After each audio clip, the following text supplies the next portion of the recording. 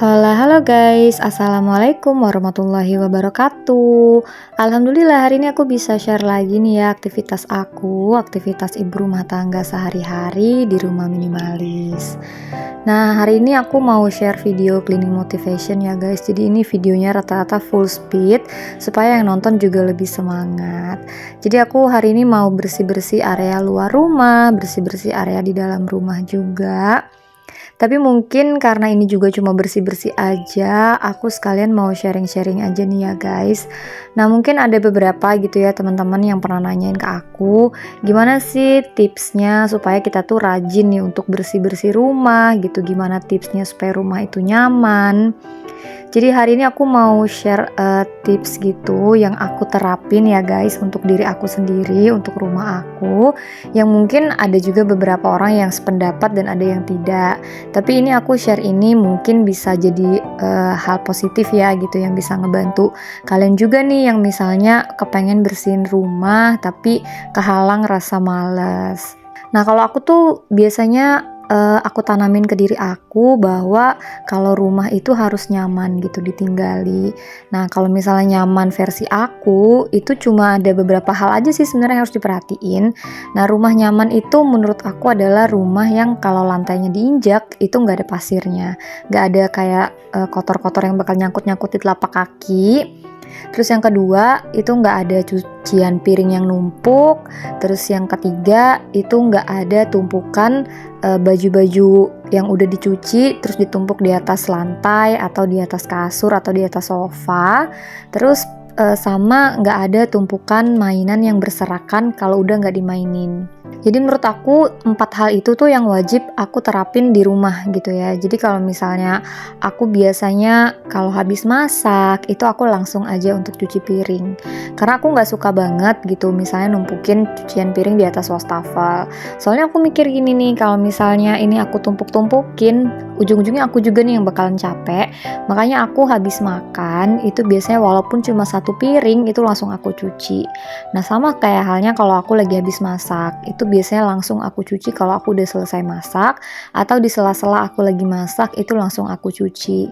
Karena kadang kita kalau ngeliatin hal-hal yang numpuk-numpuk itu kan biasanya kita udah kayak males duluan ya guys gitu. Jadi aku kepengennya tuh jangan sampai rasa males itu datang karena aku ngeliat cucian aku numpuk. Jadi aku tuh kasih tips ke kalian nih, misalnya kalian selama ini sukanya tuh kayak cuci piring 1 kali sehari, itu kebayang dong gitu tumpukan cucian piringnya tuh segimana. Jadi supaya lebih efektif gitu ya, lebih efisien juga, menurut aku sih kayak setiap habis makan itu langsung dicuci aja nih piringnya, meskipun cuma 1 sendok ataupun 1 gelas dan 1 piring.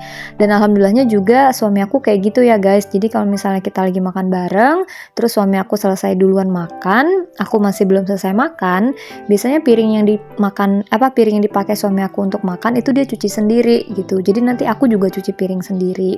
Nah, menurut aku itu tuh memudahkan banget gitu buat kita. Jadinya dapur tuh juga akan selalu bersih kan. Kalau misalnya banyak cucian piring, itu tuh biasanya bakalan ada bau-bau sampah dan lain-lain.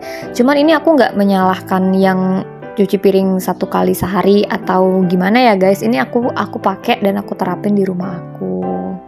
Oh ya guys, ini tuh mohon maaf ya kalau misalnya videonya nggak nyambung kan ya, VT sama yang aku dubbingin tuh nggak sama gitu ya, karena aku kan sekarang lagi ngelap-ngelapin jendela nih, tapi yang aku bahas bukan ini. Tapi siapa tahu barangkali gitu ya, ada yang terinspirasi atau ada yang termotivasi nih dari apa yang aku ceritain hari ini. Karena kan kadang juga ada beberapa orang yang kalau nonton video orang itu lebih fokus sama audionya gitu. Ada juga yang lebih fokus sama visualnya, ada juga yang fokus sama audio visual nih. Nah, makanya aku disclaimer dulu ya bahwa di dubbingan kali ini mungkin gak sesuai nih sama apa yang lagi aku lakuin. Karena hari ini aku spesialis mau kasih tips-tips gampang dan simpel dan sederhana gitu buat kalian. Ya siapa tahu bisa sedikit memotivasi ya guys. Oke, tadi udah tips yang pertama ya soal cucian piring. Nah, yang kedua itu biasanya aku kalau udah cucian baju udah kering ya, misalnya udah bisa dilipat, itu biasanya langsung aku angkatin, terus langsung aku lipat. Kalau misalnya aku lagi kayak kecapean banget atau lagi nggak semangat buat untuk lipat-lipat baju, biasanya aku lebih pilih nggak aku ambil dulu nih cuciannya, aku biarin aja ngegantung di laundry, karena kan dia nggak ganggu tuh, dia nggak berserakan di lantai gitu ya, terus dia juga nggak ngeganggu pandangan mata, soalnya kan dia di belakang tuh dan dia tersusun rapi di jemuran, jadinya aku biasanya nggak langsung aku ambilin. Nah tapi kalau misalnya udah aku ambilin tuh jemuran, itu wajib langsung aku lipat. Dan kalaupun aku nggak lipat langsung, biasanya aku simpan di storage gitu, jadi nggak aku biarin berserakan di atas kasur gitu, atau di depan TV, atau di lantai gitu ya guys. Nah karena menurut aku kalau misalnya udah satu berantakan, satu berserakan kayak gitu, bikin kita jadi kayak aduh males banget gitu ngerjainnya, karena kayak banyak banget yang harus dikerjain. Makanya aku prinsipnya kalau udah aku ambilin jemuran, itu aku udah siap untuk ngelipat gitu. Kalau misalnya aku belum siap untuk ngelipat jemuran, biasanya aku biarin aja dia di atas jemuran atau di storage gitu ya. Nah tapi kalau hari ini aku lagi emang karena nggak kemana-mana juga, terus aku ngerasa cuaca di luar tuh bagus untuk aku jemur baju di luar gitu ya, biar cepet kering, jadinya aku jemurnya di luar nih guys.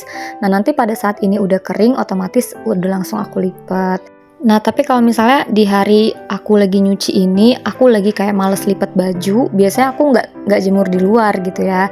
Jadi aku jemurnya tuh di laundry room aku aja, di jemuran belakang. Karena kalau di jemuran belakang tuh kan dia nggak langsung kering hari itu, biasanya tuh 2 hari lah paling nggak dia baru kering. Jadi aku nggak lipat baju dulu dong gitu di hari ini. Nah karena menurut aku yang bisa ngerasain feel kita mau capek-capeknya hari apa tuh cuma diri kita sendiri kan. Jadinya aku siasatinnya tuh kayak gitu aja untuk diri aku ya. Jadi kalau misalnya emang aku nggak pengen lipat baju, ya udah aku jemurnya di belakang. Nah karena kan kita jadi masih ada jeda waktu untuk istirahat, nggak langsung lipat baju gitu loh guys. Maksudnya kan nangkep nggak sih yang aku omongin ya? Apa baru belit-belit banget ini ya tipsnya? Pokoknya intinya aku tuh bukan tim yang suka numpukin kerjaan, karena kalau ditumpukin lama-lama aku juga yang ngerjain, capek sendiri. Jadi mendingan selagi itu tuh belum numpuk, selagi itu belum banyak gitu, mendingan langsung dikerjain.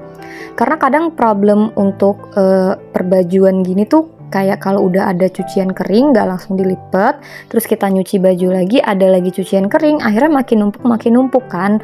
Makanya kita jadinya males gitu buat ngerjain. Makanya sebelum dia udah numpuk, mendingan kita udah lipat aja duluan.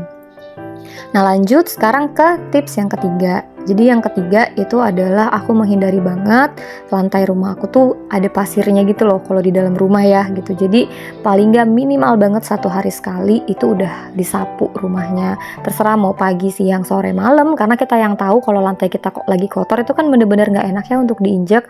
Terus mau naik ke atas kasur juga gak enak gitu kan rasanya. Makanya kalau misalnya rumah itu nggak disapu 1 hari aja, itu pasti udah bener-bener nggak nyaman sih kalau buat aku. Oke guys, aku selingin dulu ya penjelasan ini dengan Dava lagi pengen dibuatin roti bakar, jadi aku bikinin Dava roti coklat keju. Nah oke, lanjut ke tips yang keempat. Kalau menurut aku rumah yang nyaman itu adalah rumah yang bersih dari mainan anak-anak yang udah nggak dimainin. Jadi bukan berarti Dava tuh nggak boleh main di rumah ini ya gitu. Jadi dia boleh banget main. Misalnya dia lagi ambil 1 box mainan dan dia lagi berantakin semua box itu dan dia lagi mainin, nggak apa-apa banget. Tapi pada saat dia mau ganti mainan dan box yang pertama udah nggak dimainin, itu wajib banget dia simpen dulu mainan yang ada di dalam yang lagi dia berantakin itu, dia simpan lagi ke dalam box yang pertama itu.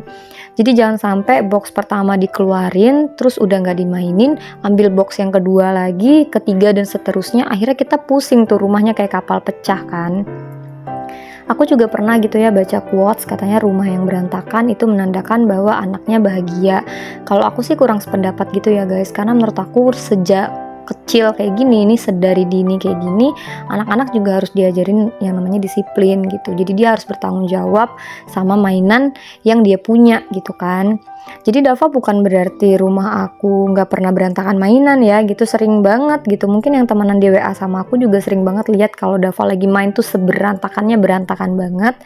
Cuman pada saat dia udah selesai sama mainannya yang itu kita wajibin banget Dava untuk ngeberesin gitu loh. Jadi nggak boleh diberserakin, terserah Dava semana-mana berantakan, aku nggak mau gitu. Jadi menurut aku meskipun dia masih kecil gitu ya, tapi dia harus bertanggung jawab gitu sama mainan-mainannya dia, karena kan dia nggak punya tugas apa-apa nih di rumah ini nih, cuma bisa bertanggung jawab sama mainannya aja. Dan alhamdulillah sampai hari ini, sampai umur Dava segini ya, udah hampir 6 tahun kan umurnya, dia disiplin gitu sama mainannya. Tapi paling ada beberapa mainan yang emang dia nggak boleh beresin ada di kamar aku ya. Ada beberapa mobil kesayangannya dia yang dibawa tidur gitu, dibawa main, dibawa nonton TV. Nah itu aku nggak apa-apa gitu, yang penting nggak berserakan sampai keinjek-injek kaki kita segala macem.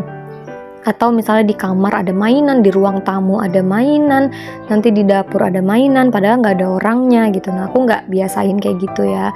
Dan aku biasain Dava untuk beresin mainannya sendiri gitu. Paling aku bantuin dikit-dikit.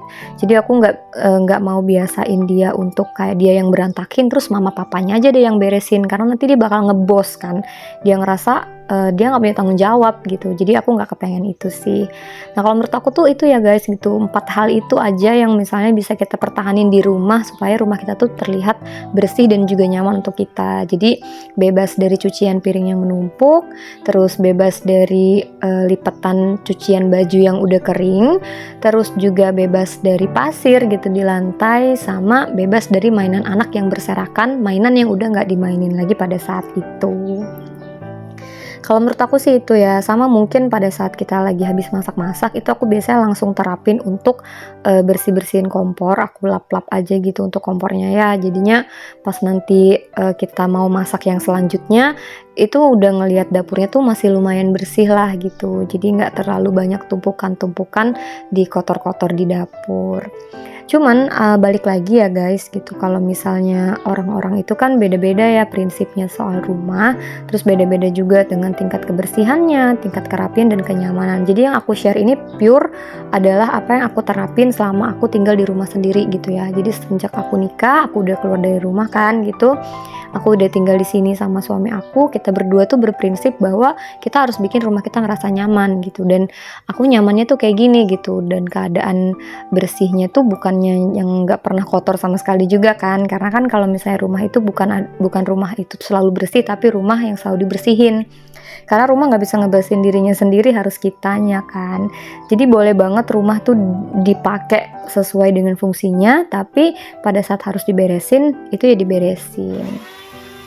Itu sih kalau tips-tips dari aku ya guys. Tapi aku juga sampai hari ini masih belajar banget untuk bisa ngerawat rumah gitu, ngejaga rumah, ngebersihin rumah, karena kan kadang kita juga harus ngelawan rasa mager ya gitu. Kayak misalnya kayak gini, ngebersihin sofa gitu, ngebersihin jendela, itu kan bukan rutinitas tuh buat aku gitu. Tapi pada saat itu udah debuan, udah mulai kotor, aku biasanya langsung bersihin, meskipun bukan rutin setiap hari atau setiap minggu, tapi pada saat aku ngerasa ini kayaknya udah waktunya aku bersihin, aku bakal bersihin. Nah cuman yang pokok tadi adalah 4 hal itu sih yang aku terapin bener-bener di rumah aku. Nah semoga itu bisa membantu ya guys. Jadi misalnya kalian sampai hari ini masih kayak bingung aku mau mulai dari mana ya, mulai aja dari hal-hal kecil kayak tidak menumpuk pekerjaan, supaya kitanya juga nanti akan ngerasa lebih ringan nih kalau ngerjain pekerjaan rumah. Nah, oke deh guys, ini aku lanjutin ke video ya guys. Aku tadi ini ngebersihin sofa ya, karena sofanya tuh udah lumayan berdebu juga. Jadi aku vakum aja biar lebih cepet. Terus sekarang udah selesai vakum, aku balikin lagi ke tempatnya. Tadi udah aku bersihin ya guys, cuma nggak aku videoin waktu ngebersihin vakumnya. Terus lanjut, aku sekarang mau ngepel dapur, karena tadi waktu aku habis bikin roti bakar, kok ada kayak nggak enak diinjek gitu ya, entah kenapa. Tapi kayaknya ini tuh habis aku goreng ayam tadi pagi deh. Aku kelewat gitu ya untuk ngepel-ngepel lantai dapur, makanya hari ini pagi ini baru aku mau bersihin. Oh ya, ini tuh di hari Sabtu ya guys aku take videonya, jadi aku berdua sama Dava aja di rumah. Ini tuh weekend ya, jadi weekend produktif untuk bersih-bersih rumah. Tetap ngebersihin rumah meskipun weekend mau weekday gitu, pokoknya kita harus tetap produktif di rumah supaya rumahnya juga lebih nyaman untuk ditinggalin. Nah oke deh guys, kayaknya segitu aja nih ya kegiatan aku nih di pagi hari ini ya.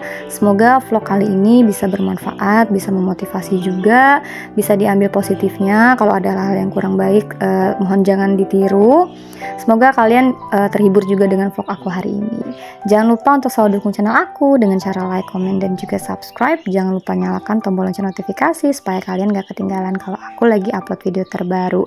Aku akhiri dulu guys vlog aku di sini. Thank you for watching. Wassalamualaikum warahmatullahi wabarakatuh.